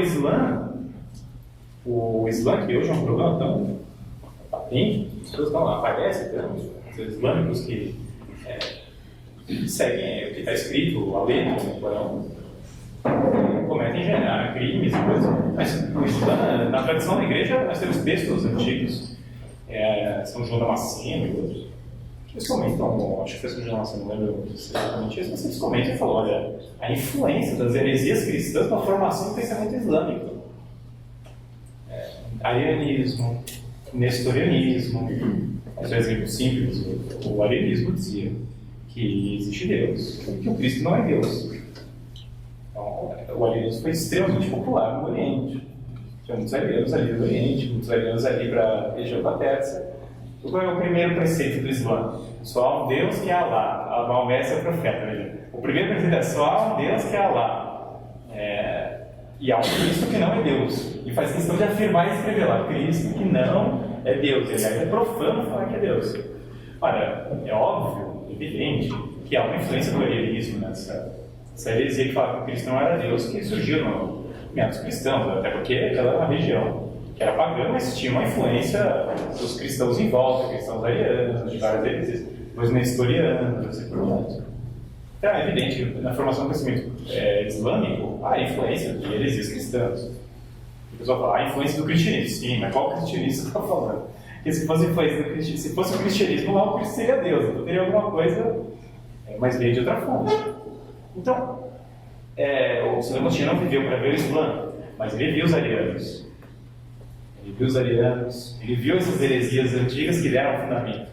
Essas heresias antigas, que parecem às vezes desfocadas da nossa realidade, nós vemos reflexos, não a própria heresia, né, mas nós vemos reflexos delas, mas é cotidiano, é sempre. Quantas pessoas já não vão cair nessa de falar, mas o Cristo não é Deus, né? Ele é um cara muito legal, um grande profeta, tem um Deus lá em cima, tá? Mas o Cristo, ele não é que ele é Deus mesmo. É um eco distante, tem algo a ver com o arianismo antigo. Essas heresias, elas não nos abandonam, elas continuam voltando sobre várias formas. Por que elas voltam? Em parte porque nós esquecemos também a refutação dessas heresias. Nós esquecemos toda essa refutação. Às vezes a gente dá por dado. O Santo Agostinho refutou isso lá e tal. No fim, então já está refutado, então acabou, então bola para frente. Mas se nós não lemos o que está lá, não absorvemos aquele legado, não entendemos, passa como se nunca tivesse acontecido. O Santo Agostinho, veja, hoje nós temos uma preocupação muito grande com a história do multiculturalismo, né? Fugir da cultura do homem europeu, branco. Em geral, quem fala isso são homens europeus e brancos, né? São muitos deles, mas muitos que falam, parece piada, mas olha lá, a Academia Francesa, estava um monte de gente europeu branco falando isso, chega do falsocentrismo, outros termos aí que os desconstrucionistas estão usando, né? O homem branco europeu, o vilão. Então, se for por isso, o Santo Agostinho, ele não é europeu, então já não encaixa, porque ele é africano. Aliás, ele se referia como africano. E o mural mais antigo que nós temos dele, ele não é muito branquinho, não. Então, se for por essa linha, tem que ter bota, então vamos colocar ele na bota. Vamos trazê-lo, tem várias pessoas para trazer, né? Ele já é o primeiro, então tem bota para pessoas que não, para filósofos, para pensadores que não são europeus e não são brancos, como Santo Agostinho. Não é europeu, não é branco, perfeito, assim, não tem o que excluir. Botas para mulheres, ótimo. Hildegard von Bingen, tem muita gente boa. Santa Teresinha, Santa Teresa d'Ávila, um monte de mulheres. Quer dizer, às vezes o problema não é a mulher, o problema é outro. O problema não é o fato de ser mulher, é de ser africano. Mas isso é verdade. Santo Agostinho era do norte da África, tinha uma origem púnica, pelo lado da mãe, o pai era romano, realmente. O mural mais antigo que nós temos dele, ele realmente tem uma pele mais escura, a retratação tradicional dele é assim. Mas é engraçado, uma vez eu estava numa discussão e a pessoa veio justamente com essa, né? Falou essa, mas Santo Agostinho, mas de novo, o homem branco europeu. É bem por aí, né? Homem branco europeu, Machado de Assis, Santo Agostinho, né? Só não é nem branco nem europeu, né? Mas enfim, a pessoa queria dizer que ele recebe o legado da Europa, então queria jogar o fora, sei lá o que a pessoa quer dizer com isso. Bom, então, na verdade, não fazer mais ideia da África, essa é a verdade. Mas é interessante porque ele tinha essa visão. Santo Agostinho, ele conviveu no alto círculo da Europa, intelectual, foi ali para a Itália, esteve lá. E ele volta para casa, na verdade, a grande obra dele, as grandes obras dele, aconteceram para um momento posterior a essa fase digamos assim, Santo Agostinho teve na Harvard, da época ali, que era, pelo menos no Ocidente, o que tinha de melhor, que era ali Milão, a Universidade de Santo Ambrósio, tudo aquilo. E ele vai, depois volta para casa, né? Volta lá para a África e vende os bens, se desfaz de muitos bens que ele tinha, entra para a igreja, vira sacerdote, posteriormente vira bispo em Hipona, e cria uma comunidade monástica. Ele se desfaz assim. Ali na casa dele virou uma comunidade monástica, ele tem uma regra monástica que até hoje é bastante seguida. E ali nessa situação, então, já é uma situação que Santo Agostinho ele foge um pouco daquele meio que também é ali, né, quando ele teve na cúpula mais escola de retórica e tal, então muito mais com os maniqueístas. Tá? Mas ali de Hipona, ali da África, ainda por cima para piorar, não é que ele é um africano que foi para a Europa e escreveu na Europa e tal. Ele escreveu assim, o grosso estava na África mesmo, veio da África, mas nem que. Às vezes tem aqueles professores que vão para a Europa e escrevem lá, é obra africana, não, mas aí acho que já está lá. Ele escreveu na África mesmo. E naquele contexto, em que ele via a ruína da nossa civilização, aliás, esses textos assim, no fim, são muito interessantes. Tem um texto do autor da série que ele começa a descrever por que ele acha que a civilização deles vai acabar porque as mulheres se vestem mal. Ele começa a descrever, ele fala assim, olha, uma sociedade que as mulheres se vestem assim não pode sobreviver. Vai dar muito tempo. Ele culpa... Tem um lá que ele fala, não, agora as mulheres usam roupa de seda, vai acabar a civilização, é questão de tempo. Não demorou muito não, foi uns 80 anos depois que acabou, não foi lá muito depois disso. É um texto romano, né? Quem acho que foi o Plínio Jovem, um desses aí, foi o Plínio antigo desse, que escreveu isso, que era bem engraçado esse texto. Eu devia ter imprimido esse texto aí e vou levar para os lugares, ó, a decadência romana. Mas Santo Agostinho, ele viu aquela decadência e ele tem uma consideração, que essa até para, acho que o nosso tempo né, já é bom encerrando, mas vai ser uma consideração final.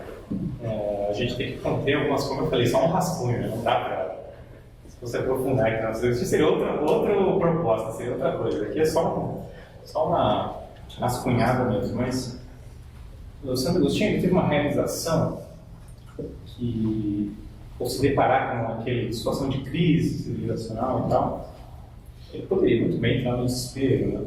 Entrar no discurso que hoje é chamado conservador, conservador, que é o mundo está acabando, se esconde embaixo da mesa e o apocalipse chegou e tchau, vamos fazer, e desistamos da civilização, tá, o fim da humanidade. O conservador é lá brasileira, né? Isso daí é a versão deturpada já do conservador, já é a versão de quinto grau. O mundo acabou e, gente, acabou, vamos se retirar desse mundo que acabou e ter uma ênfase exagerada seria um problema virar e falar, não, tá tudo bem, né? Nossa cultura, o mundo é lindo, maravilhoso, olha tal. Isso seria ridículo. Só que o outro extremo seria isso. Mas o Santo Agostinho poderia então ter encarado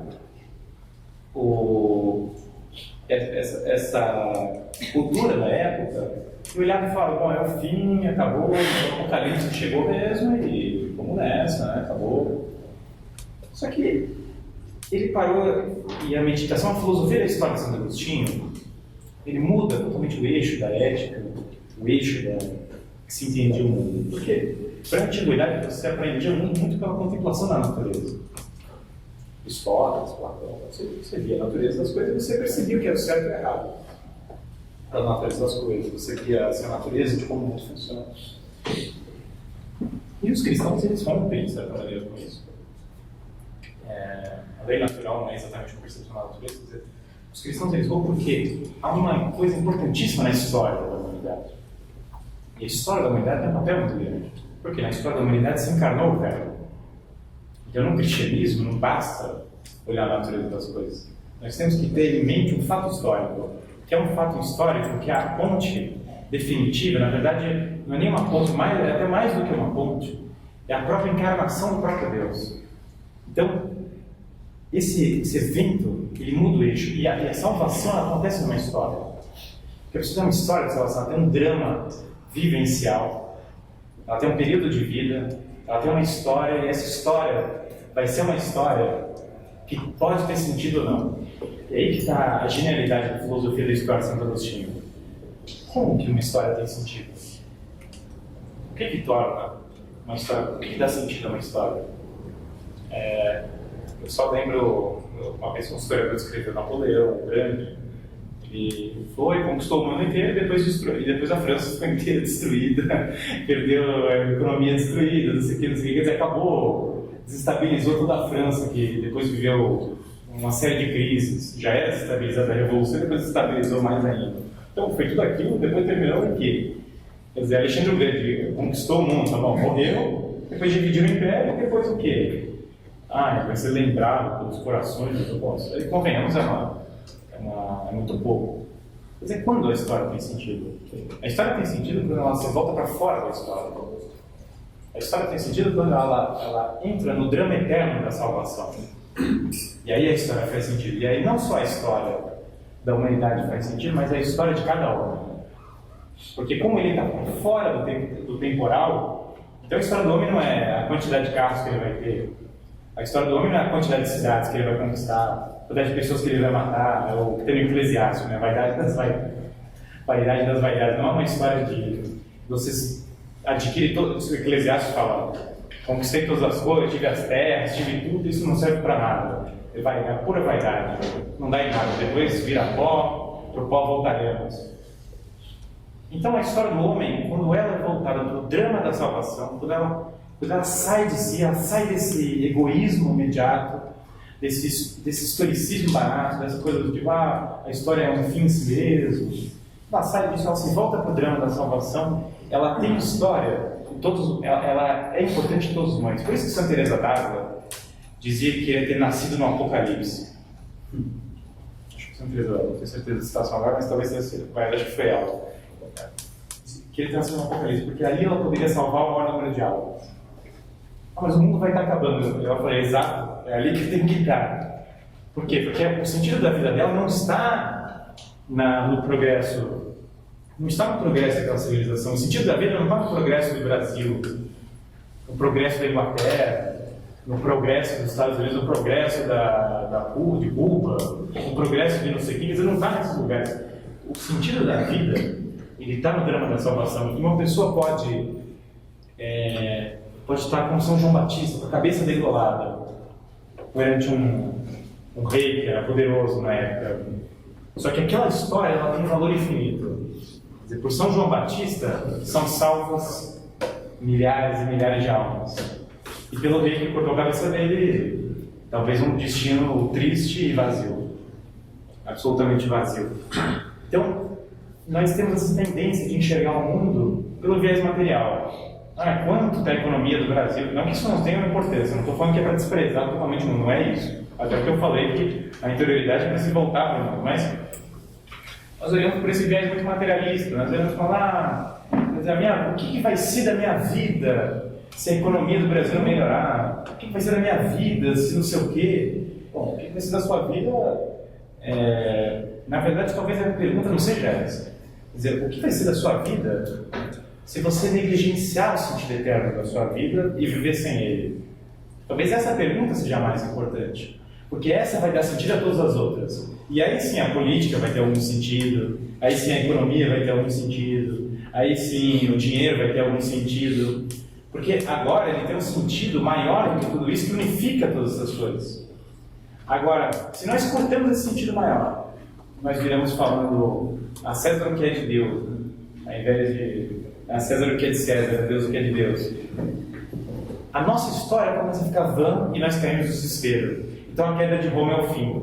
Acabou Roma, e agora? Acabou a civilização, acabou. Então vamos desistir, acabou a civilização. Veja, para a pessoa da época, Roma era tudo. Aqueduto, estrada, governo, o resto era bagunça. Onde não tinha civilização romana, não tinha aqueduto, não tinha estrada, não tinha nada. Você ficava e começaram a ruir aquilo. As pessoas olhando e falavam, acabou o mundo, acabou tudo. E Santo Agostinho fala, não, mas é assim que funciona a história da humanidade. O homem é caído, e a história da humanidade ela vai ter esses altos e baixos o tempo todo. Ela vai ter altos e baixos, só que o drama verdadeiro não é esse drama, mas é o drama da salvação eterna. Então esse drama da salvação eterna, ele não depende da queda de Roma. A queda de Roma pode até ajudá-lo. Esse drama da salvação eterna é muito maior do que... Não estou falando que a queda de Roma foi boa, não tem drama de juízo, não é isso. A questão não é essa. A questão é, a decadência cultural não é boa. Não é boa, óbvio que não. A questão é essa. A questão é que não é isso que determina nossas vidas. Não é isso. Pela visão de Santo Agostinho, não pode ser isso. Não pode ser isso, porque se nós caímos nisso, nós caímos de novo no velho paganismo da cidade perfeita. Nós voltamos assim para ficar pensando, a cidade perfeita, a polis ideal. A polis ideal pode até ser discutida, assim, como filosofia política, mas o Santo Agostinho é muito claro que a polis ideal mesmo é o céu. Não tem polis, não tem polis desse tipo o paraíso. Então, é uma filosofia que nos tira, como o Chesterton falava, da infância eterna. Por que infância? Porque se o cristianismo ele tira da infância, porque na infância nós não estamos bem aí para nada. Né? A gente brinca para frente, a gente não sabe o que vai dar no final. E se der errado, tudo bem. Porque der errado, volta a mamãe, conserta. Se quebrar o vaso, a mamãe conserta e compra outro. Agora, o cristianismo nos tira da infância eterna e nos fala, não. A nossa vida importa. Ela tem importância. Ela tem um drama e ela tem uma importância. E esse drama, ele começa agora. Então, ele começa agora, aliás, ele sempre teve. Aliás, desde antes de nascer, nossas fitas de cabelo estão contadas. Então, desde antes de nascermos, esse drama já está presente. E para depois da nossa morte. Então, aí a história tem sentido. É isso.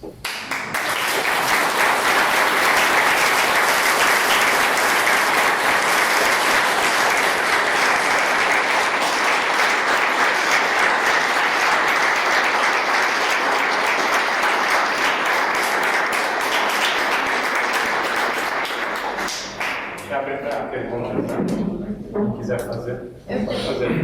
Boa noite, Guilherme. Parabéns pela palestra. Obrigado. Eu gostaria de saber, para quem queira iniciar-se na leitura de Santo Agostinho, 5 livros que você indicaria para alguém começar. Eu acho que esses mesmos, assim, existem esses livros que são assim, os grandes, né? Confissões, Cidade de Deus, Trinitate, assim, são os grandes órgãos. Talvez para Confissões, ele pode ser um bom livro para começar, eu acho, se a pessoa já for ler, entendendo que não vai ser um livro fácil. Né? Para quem já tem alguma base na filosofia, mesmo que seja superficial, mas alguma base, contra-acadêmicos e o mestre podem ser começos também. Agora, depende muito da pessoa, do interesse, mas realmente assim, a leitura de Santo Agostinho ela vai demorar um tempo. Talvez, antes de tudo, também não depende do interesse, mas os sermões podem ser também uma via de começo. São várias formas de começar, né? Às vezes as portas de entrada. Várias portas de entrada. As cartas podem ser uma via, porque as cartas realmente elas têm uma discussão mais condensada, porque pela natureza da carta a discussão é mais pontual, né?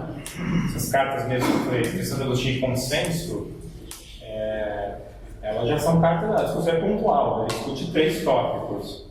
Às vezes uma via de entrada boa pode ser uma obra que começa sobre matrimônio, mas às vezes depende muito da pessoa, porque às vezes a pessoa já tem uma certa noção de doutrina cristã, então determinada obra é mais simples para ela. Um sermão se torna mais rico do que quando a pessoa não tem nenhuma base. Então depende muito da pessoa, mas pode ser para isso. Sermões. Os sermões são uma via, dependendo do interesse da pessoa. Eles vão tratar de exegese bíblica, de uma série de coisas. Os diálogos mais antigos são uma outra via para quem já tem algum ensino filosófico, porque o Santo Agostinho depois vai desenvolver mais profundamente nessas grandes obras.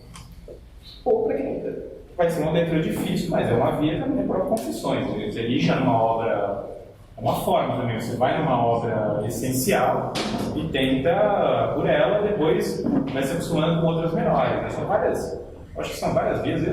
Eu praticamente fui por várias. Eu fui meio assim que adiando para vários lados. Né? Fui nas cartas, depois no outro, mas acho que são várias formas, né, de leitura. Agora, como eu disse, começar pela Confissões vai ser uma pedreira. Vai ser uma pedreira, às vezes a forma de aprender a nadar é caindo na água. Né? Também tem um pouco disso. Eu acho que conhecer, uma coisa que pode ajudar é ter uma certa noção da tradição dos padres da igreja que veio antes. Isso pode conhecer um pouco as Sagradas Escrituras dos padres da igreja. A editora, por exemplo, de Harvard, publicou edições bilíngues dos escritos dos padres apostólicos, que são os primeiros cristãos que escreveram logo após a Bíblia. Então, às vezes, conhecer um pouco essa Didaquê, uma coisa assim, o Santo Ambrósio, para quem já tem uma certa base de doutrina, depois ler esses escritos dos primeiros cristãos, pode dar uma base até que ajude no Santo Agostinho. Conhecer, às vezes, a filosofia antiga pode dar uma base. Que é aquela coisa, né? Na filosofia, não importa qual autor, vai ter vários outros que tem que ler para entender esse autor. Então é bem. Agora, para quem quer ter uma experiência assim, mais com a questão da fé e tal, os sermões é garantido que é a melhor experiência. Melhor é tirar dos sermões ou Confissões. Que vai ser difícil Confissões, né? Os sermões é mais simples. Várias vidas. Fiquei confusa um pouquinho. Tá. Quando você comentou da escada de Jacó, Uhum. né, que parece que eu não conheço um trecho, mas que o Jacó se encontra com Deus, é isso? Não, ele tem um sonho. Não, ele tem um sonho que os anjos sobem e descem. Sobe e desce. Então a colocação que você fez, que o Santo Agostinho fez foi que não poderia ser Deus porque não poderia estar Não poderia ser outra coisa senão Deus que está no céu e na terra. Então, Você contou, são duas histórias. São duas histórias diferentes. Tem uma história que é a visão da escada, mas os dois se referem ao Cristo mesmo, na interpretação do Sermão de Santo Agostinho. Os dois se referem ao Cristo. e não a Deus. Não, a Deus Pai, no caso da escada dos anjos, o que está em cima? Deus Pai. O que está embaixo? O Cristo. Então eles sobem e descem para Deus Pai e Deus Filho. É a interpretação que ele dá. Eu posso falar assim, que a visão judaica é diferente, Sim, mas tem ponto. Quer dizer que, assim, no próprio hebraico, uma pergunta que eu queria fazer, o Santo Agostinho tinha conhecimento de hebraico? Porque, por exemplo, na Bíblia hebraica, a palavra Deus tem várias formas de se manifestar, e significam vários níveis do divino. Claro. Então, essa coisa de escada de Jacó também quer dizer assim, há um trânsito entre céu e terra, ou seja, não é uma coisa cortada. Tem um fluxo. Tem Deus na terra, tem Deus no céu. Aqui a gente está se referindo à interpretação do Santo Agostinho evidentemente que eles fazer outros. Agora, a interpretação que ele dá é exatamente essa, que a encarnação do Verbo, ela é a razão dessa subida e descida dos anjos. Isso tem um sermão dele, não lembro exatamente o nome do sermão e tal, mas é isso. E a luta com Jacó também se referia, era uma prefiguração do próprio Cristo também. Essa seria a visão. Então, acho que eu queria entender por que é uma heresia dizer que Jesus não é Deus. Por que isso é considerado heresia? Do ponto de vista cristão, é uma heresia pela seguinte razão. A palavra heresia vem de escolha, né? Então, na igreja, você tem uma tradição e essa tradição tem uma ortodoxia. O que é ortodoxia? A opinião reta. Quer dizer, a opinião segundo a tradição apostólica. É uma opinião que segue a tradição apostólica, que se remete, que é a tradição, e essa igreja é inspirada pelo Espírito Santo. Quer dizer, eu estou falando do ponto de vista da igreja católica, não ela se autoafirma. Que é a visão que eu subscrevo também, que eu subscrevi isso. Mas essa igreja é inspirada pelo Espírito Santo, e ela segue exatamente a tradição apostólica que remete ao Cristo. Então, quando você diverge da tradição apostólica e da tradição da igreja, que, como define, é o próprio corpo místico do Cristo na história, a tradição da igreja, isso é definido pela própria igreja católica. Quando você se afasta dessa tradição, você encobre e você ensina uma forma de igreja distinta da forma ortodoxa, porque você encobre do ponto de vista da igreja católica, uma heresia. Que é o ponto de vista que tem o Santo Agostinho, que eu particularmente tenho também, né? Que Deus é Jesus. são a mesma o cristianismo, mas mesmo os cristãos protestantes, eles têm essa visão, né? Quer dizer, a grande maioria, a gigante maioria dos cristãos protestantes tem essa visão de que é uma visão trinitária, né? Existe um Deus em 3 pessoas. Então tem o Pai, o Filho e o Espírito Santo. O Pai é verdadeiramente Deus, o Filho é verdadeiramente Deus e o Espírito Santo é verdadeiramente Deus. O Pai não é o Filho não é o Espírito Santo. Eles são 3 pessoas diferentes, só que as 3 pessoas são Deus. Mas a Santíssima Trindade. Deixa eu uma dúvida rápida. Assim, para quem não tem uma origem cristã, faz sentido ler isso? Mas claro. Tem gente que. Ele fala de uma ou.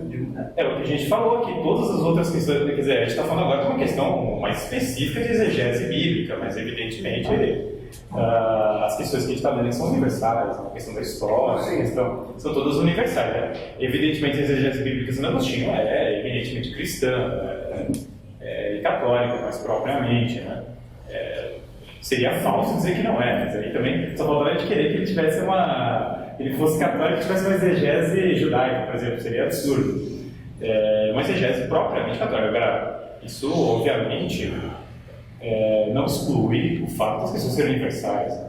É até curioso, porque quando a pessoa não é cristã, muitas vezes as pessoas já assumem o caráter universal de imediato. Mas o cristianismo já fala, não, isso aí não pode ser universal porque é cristão. Bom, aí é um certo reducionismo. A Confúcio universal, claro. Agostinho é cristão, então é melhor deixar de lado. Quer dizer, é óbvio que o fato de ele ser cristão não exclui o caráter universal. Aliás, do meu ponto de vista, o fato de ele ser católico especificamente, dá um caráter universal nisso. Porque a Igreja Católica ela tem um diálogo, uma visão do mundo, mas de uma abrangência quase indescritível. Isso daí pode não parecer, às vezes a visão que a gente teve não é tão clara, mas quando a gente estuda essa tradição, nós vemos esse diálogo com mais intensidade. Então, evidentemente, é aquela coisa que a gente fala, a exegese bíblica de Santo Agostinho é cristã, especificamente católica, é cristã e católica. Ele está absolutamente convencido da veracidade da Igreja. Isso abala o caráter universal da obra dele de forma alguma. Mesmo essa questão que a gente falou, aliás, a gente mesmo falou que a iluminação ela está presente em todas as pessoas, no próprio Santo Agostinho, não só nos católicos. Embora o Santo Agostinho tem só quem tem a graça santificante, a graça que leva para o céu, são os batizados. Em nome do Pai, do Filho e do Espírito Santo. Eles têm a graça santificante, os outros não têm. E a pessoa que está fora da doutrina da igreja incorre heresia. O arianismo também. O arianismo, o que aconteceu ali? A igreja se reuniu, teve um concílio de Nicéia, de Constantinopla, assim por diante, que condenaram, que sob a autoridade do Papa, com o colégio dos bispos, decidiu que o arianismo não corresponde à doutrina de Jesus Cristo, mas à doutrina falsa, algo que ocorre numa heresia. Com base em que eles se valem nisso? Na tradição das Sagradas Escrituras, no testemunho da tradição que vem dos padres da igreja, dos padres apostólicos e assim por diante. A gente não pode, quando a gente fala dos padres apostólicos, a gente não pode esquecer que eles têm uma relação direta com os episódios da vida do Cristo.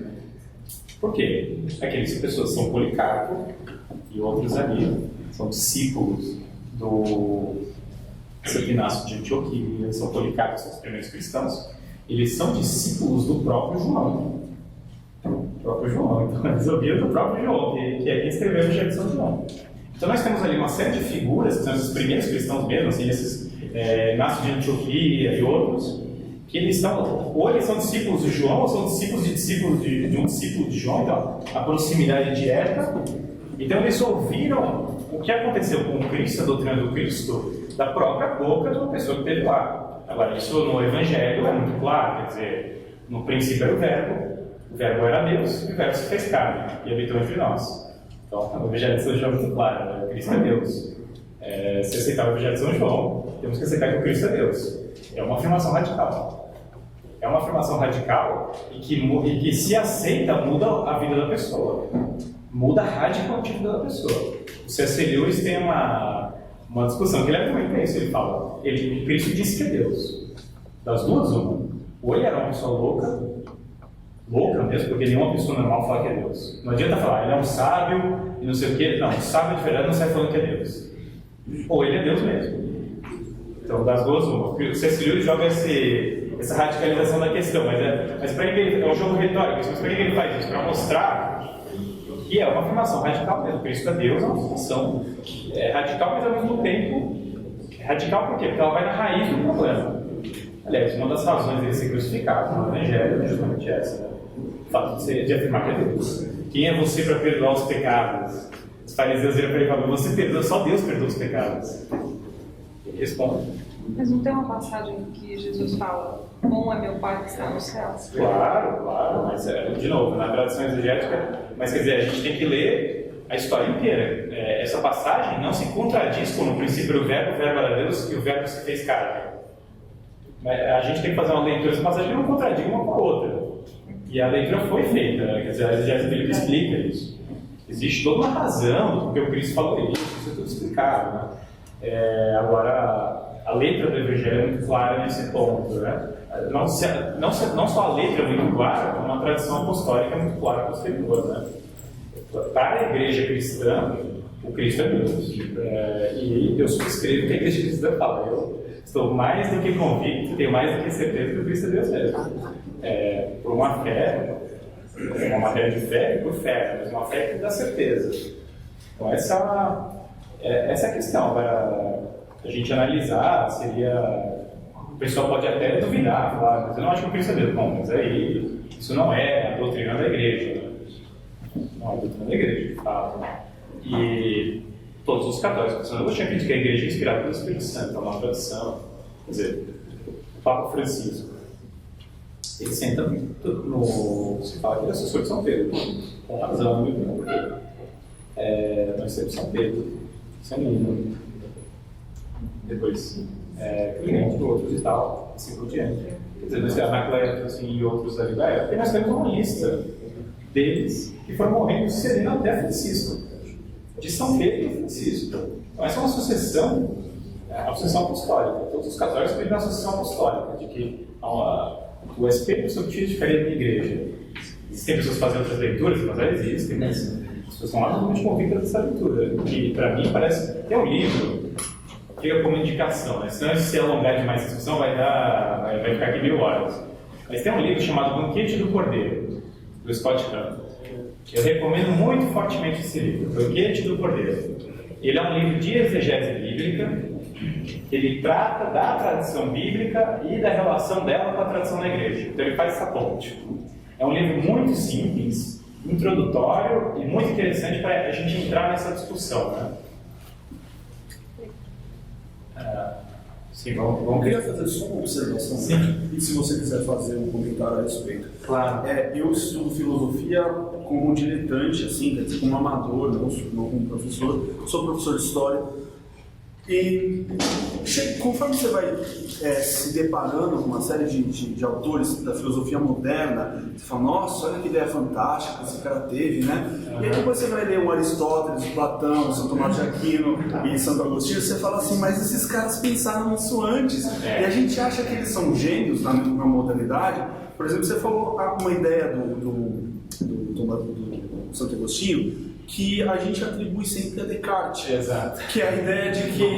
Do cógito. Né? O cógito agostiniano, eu não vou falar o nome da pessoa, mas um dos maiores especialistas em Descartes da USP, então você já USP, então não é uma fonte... não é uma fonte confiável. Mas um grande professor, quando ninguém... Eu não vou falar o nome e tal, nem quero investigar, mas quando ninguém estava olhando, ele virou para um professor agostiniano na faculdade e falou assim: olha, o código agostiniano é bem melhor que o do Descartes, mas não espalha, tá? Ele leu os dois, leu o código do Santo Agostinho, e ele viu que o código do Santo Agostinho não só falava a mesma coisa do Descartes, mas mais, ele corrigia os defeitos que tinha no código do Descartes, na visão dele. Isso que esse professor, esse daí a gente fala: mas não sabe nada, esse daí sabe. Pode ficar tranquilo que ele decorou todas as obras do Descartes, de cor mesmo, literalmente, porque eu vi ele citando as obras de cor, no latim e francês. Então não tem, o Descartes escrevia mas o latim é francesado também, em francês. Ele viu os dois e falou, olha, o código agostiniano é melhor, é superior, porque a diferença é que o código cartesiano, ele bota ênfase na ideia, né? Penso, logo existo. Isso aqui, na filosofia do Santo Agostinho, já é claro que para você pensar, você precisa existir. Então, o ser vem antes do pensar. O Descartes ele tem essa visão que ele tem dificuldade para afirmar que essa câmera existe. Porque ele afirma, mas ele tem dificuldade, porque ele tem que reconstruir tudo. Ele volta para a dúvida, gênio enganador, volta, depois faz o caminho de volta, e aí ele tem uma certa dificuldade para voltar para as coisas materiais. O Santo Agostinho não tem esse problema, porque ele já tem, de certa maneira, o conceito de ser já está lá. Né? Então o código agostiniano não torna isso, não implica nessa primazia do pensar. Solipsismo. Pode ser um solipsismo, quer dizer, fica uma coisa meio... O Descartes, ele não necessariamente ele é um solipsista, mas é uma coisa curiosa, curiosa, assim, tem coisas realmente... Ele diverge. Ele dizia que nunca tinha lido Santo Agostinho. Só que ele Não tinha escrito nada. Ele disse isso, só que a forma como ele disse já é meio estranho, porque ele escreveu uma carta meio assim, a pessoa perguntou, você leu Santo Agostinho para falar isso? Aí ele falou assim, né? Aí ele mandou uma carta falando, folhei ontem à noite um pouco Santo Agostinho, nunca tinha lido nada. Ele mandou uma carta meio assim, a carta é um pouco estranha, né? O pessoal duvida, assim, tem algumas pessoas, já vi grandes estudiosos falando que duvidam dessa carta, falando, isso aí é puro show. Ele leu sim e tá fingindo que não leu. Mas enfim, também isso aí, alguns estudiosos falam isso, outros falam que não leu mesmo, sei lá. Mas já foi dito antes e de maneira melhor, na minha opinião. Eu achei muito interessante o que você colocou, inclusive muito corajoso, quando você faz o paralelo do belo, o belo da antiguidade, e um pouco no esvaziamento que a gente cai do belo nos tempos modernos. Sim, sim. Eu acho que poucas pessoas nos últimos anos têm tido a coragem de falar isso, inclusive estudiosos até, por sentirem talvez uma certa pressão ou uma certa abandono, vamos dizer assim, da comunidade em função desse tipo de paralelo. Sim. E eu acho que as razões que você colocou dos motivos do belo estar sendo esquecido e está sendo deixado à margem, acho que são muito evidentes, né? E eu gostaria que você comentasse um pouco mais sobre esse tema, se você acha que tem uma esperança de nos próximos anos a comunidade se entreter. A comunidade, você diz, é qual? Desculpa. A comunidade de estudiosos, de pessoas que Eu tenho que saber se mais acadêmico ou artística? Os dois. Os dois, né? Os dois. Existe um livro que saiu, arquiconhecido, que é o Beleza, do Roger Scruton. O livro é muito interessante e vale muito a pena ser lido. Filosofia da Beleza do Roger Scruton daí uma outra exposição bastante, mas ele se vale muito da ideia de que ele conhece muitos clássicos, a visão platônica da beleza, Kant e outros pensadores, e o Roger Scruton ele fala que a beleza ela tem um sentido de a pessoa se sentir em casa, de amor ao lar, ao ecofilia.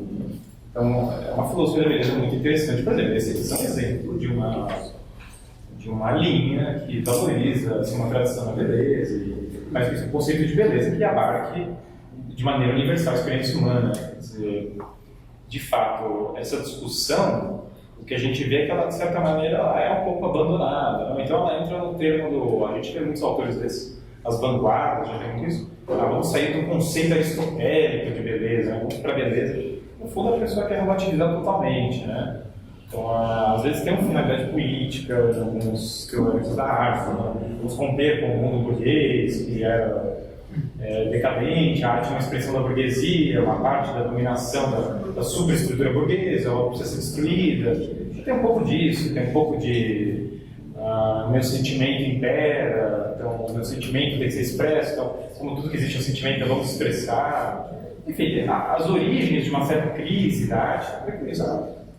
Eu gosto muito de uma coisa que o Scruton perguntaram para ele uma vez: como eu faço para restaurar a beleza? E o Scruton falou: na minha casa, a primeira coisa que eu faço é arrumar a casa. Então, esse é um bom começo. Às vezes a gente quer restaurar a beleza no mundo sem restaurar a beleza na própria vida e na própria casa. E eu acho que o Scruton foi muito sábio nisso. Quer dizer, eu acho que a gente quer restaurar a beleza, tem que se acostumar com coisas belas, buscar o belo moral, não só o belo no sentido estético, imediato, mas moral, e restaurar esse belo, tanto nesse sentido de se sentir em casa, esse aconchego na nossa casa, nas ruas, mas primeiro assim na nossa casa, depois a gente começa a pensar na comunidade, depois pensa na cidade, assim por diante. Não adianta querer pensar no mundo inteiro de imediato, mas a restauração disso dá primeiro na vida da pessoa, né? Primeiro a gente pegando e falando, isso aqui, essa estética que eu estou seguindo, ela está me fazendo bem? A gente vê estéticas hoje que é o culto da morte, né? Então, Tarantino e outros, agora já dando uma pancada, né? Mas eu assisti todos os filmes do Tarantino, por isso eu era viciado, achava massa, assim, o pessoal morre, arranca o olho. Depois eu olhei para aquilo e falei, caramba, que porcaria esse negócio. No fundo só tem sangue jogando e não dá nada essa porcaria. Depois, pra minha vida isso não adiciona nada. Isso aconteceu comigo, né? Minha opinião pessoal, mas isso aconteceu na minha vida. Agora, às vezes a gente tem que reavaliar a nossa vida e pensar como melhorar a estética na nossa vida, né? O que é belo na nossa vida? Quer dizer, convém essa estética. O Scruton ele fala, por exemplo, a luxúria se contrapõe ao amor, porque o amor é um sacrifício. O amor é limpar a fralda, entendeu? O amor é acordar cedo, acordar no horário, limpar a fralda, é ser fiel à pessoa toda a vida inteira, isso é amor. A luxúria é um desejo vão de possuir de maneira superficial e egoísta. Excessiva. Então, a luxúria ela se contrapõe ao amor. Então, a beleza verdadeira ela tem a ver com o amor. Eu acho que vai de encontro também aquilo que você falou do Santo Agostinho, dessa questão da contemplação interior. Exatamente. Ou seja, não adianta só falar de arte bela, tem que também ter esse exercício. Exatamente. Por exemplo, por isso que eu perguntei se esse livro, por exemplo, fala dessa. Qual é o livro que fala dessa? Beleza, do Roger Scruton. Não, Santo Agostinho. Tem, por exemplo, Confissões. Confissões é um deles. Tem. Seria qualquer diálogo, só essa minha pergunta. A pessoa deveria mudar de performance. Não, mas veja, essa questão lá, eu sou judeu, eu sou ateu, gente, de novo. Não vou, né? Não estou falando isso no sentido, de novo, a obra de Santo Agostinho, pode ficar tranquilo, porque poucas obras no mundo são tão universais e tão abrangentes, estudadas por pessoas tão diferentes no mundo quanto Santo Agostinho. Eu falei, por mais que tenha um fechamento, aquela coisa, tem um fechamento. Por que eu falei que ela é pouco estudada? É pouco estudada se a gente olhar o todo da coisa. Mas se a gente olhar os interessados, eles são muito diferentes um do outro. Uns dos outros. Então, é aquela coisa, no geral é pouco lido.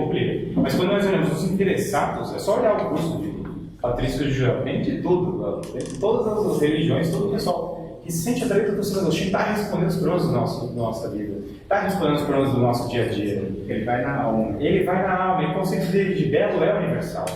Essas questões são universais, livre-arbítrio, verdade, alma, ele tem um pensamento universal. Que a gente comentou como exegese bíblica, o pessoal pode falar, não, mas então exclui-os. Não, quer dizer, ele é cristão, ele é católico propriamente, não tem vergonha de ser, ele é de fato, e ele é universal. Mas a palavra católico significa universal, né? Então até virou um jogo de palavras, né? Mas a obra dele é totalmente universal. No sentido que ela vê as pessoas. Última pergunta. A última, graças a Deus, acabou. A observação é: a cidade de Deus não só pode, como deve ser lida por todo mundo. Todo mundo. Se for espírita, lê, se for judeu, lê, se for adventista, você lê, se for ler. Qualquer pessoa, todo mundo tem que ler a cidade de Deus, ponto. Uma pergunta: se você sabe, não sei se você sabe. Por que as retratações não foram traduzidas ainda? Bom, eu não sei, tem que perguntar. Não, você que estuda, deve ter informação. Não, claro. Não, se é uma obra muito ousada, aí ninguém se mete a Não, mas você trata. Não, primeiro que. Assim, por exemplo, na edição da Paulus, às vezes tem retratações lá no meio da edição. Esse próprio o mestre, a versão do mestre que eu li da Paulus, tem ali a retratação do mestre, escrita ali no meio. Então tem retratações ali no meio. Então, eu acho que foi traduzido de maneira indireta, muitas vezes. Agora, talvez um volume completo, provavelmente querer traduzir. Pode ser um projeto para se fazer. Retratações como um bloco, né? Você vai ter que fazer referência a ela com as outras obras, né? Acho que o pessoal da Paulus, a ideia deles vai colocar ao lado da obra. Ao lado da obra. É uma Eu não sabia forma. que tinha dentro. Tem algumas obras tem, acho que não sei se tem todas, eu teria que. Agora tem muito ainda por se traduzir, né? Há muito que se traduzir. E eu acho que há muito que se. Assim, para quem tem interesse em estudar Santo Agostinho a fundo e tal, há muito que se explicar, porque a obra, toda obra filosófica antiga, ela é de difícil acesso imediato. Isso não é mentira também. A gente primeiro que ela não é totalmente esotérica e inacessível, então esse seria um extremo. Mas por outro lado, não é como você lê o Gibi da Mônica, é óbvio. É um autor que, primeiro que a língua original dele não é o português, então em geral a tradução, algumas são melhores, outras são piores, outras são muito ruins. A própria tradução do mestre é muito boa, dá para ler, mas eu acho que para entender bem só no latim mesmo. Então, ele escreveu no latim muito mais difícil do São Tomás. É um latim clássico, não era o latim do Cícero, mas não é o latim de São Tomás. O latim de São Tomás é bem mais. Assim, o latim de São Tomás eu consigo arranhar ali, ler e tal, algumas coisas. O Santo Agostinho já tem mais dificuldade, precisa estudar mais. Agora é um latim já um pouco mais puxado, mais difícil. Então, uma obra, ele tem toda uma tradição filosófica, quer dizer, ele está dialogando ali com Cícero, dialogando com Platão, dialogando com os neoplatônicos, dialogando com... Então, não é a pessoa nunca leu essas coisas, dialogando com as cartas de São Paulo, quer dizer, a pessoa nunca leu nada disso, ela cai de paraquedas ali, é difícil no primeiro momento, quer dizer, não dá para falar que é fácil. Então, a tradução da obra filosófica, eu acho que há muito que se traduzir, e há muito que se explicar, porque precisaríamos realmente ter pessoas que entendessem a obra de Santo Agostinho de maneira profunda mesmo, assim, com as bases, com tudo, para poder explicar melhor essa obra para as pessoas, né? Para torná-la mais acessível de verdade, porque tem manuais que tudo que eles fazem é não tornar acessível. Tem manuais que você fica mais confuso que qualquer outra coisa. Então, eu acho que há muito que se estudar Santo Agostinho. É uma obra... É um novo mundo aí para ser descoberto ainda, de certa maneira.